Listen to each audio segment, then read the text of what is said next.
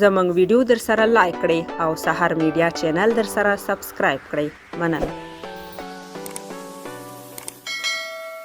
د امریکا د ولسمشر ډونالډ ټرمپ لور ایوانکا ټرمپ متحده عربي اماراتو ته سفر کړی چې متحده عربي امارات د مسلمانانو هیواد دی او ایوانکا ټرمپ هم ورته ځان د مسلمانانو په څیر جوړ کړی دی چې په انځورونو کې تاسو لیدلی شئ چې ایوانکا ټرمپ د مسلمانانو په څیر یو ښکلی شال هم د ځان نه تاو کړی دی او داسې د مسلمانانو په څیر خپله څیره جوړه کړې ده.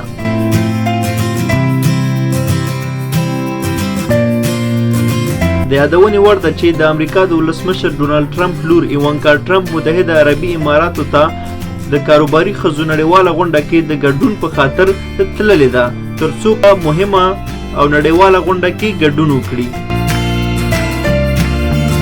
نوموړی شیخ زاید لوی جومات ته هم ورغلی چې پړونه یې پر سر کړی و او ځان یې د مسلمانانو په څیر جوړ کړی و. نو دا اوس زموږ د نن ورځې راپور. امید لرم چې ستاسو به خوښ شوی وي. د نورو ښایسته ښایسته راپورونو دپاره زموږ دغه چینل در سره هرومرو سبسکرایب کړئ. مننه ډېره زیاته. الله مو مل شه.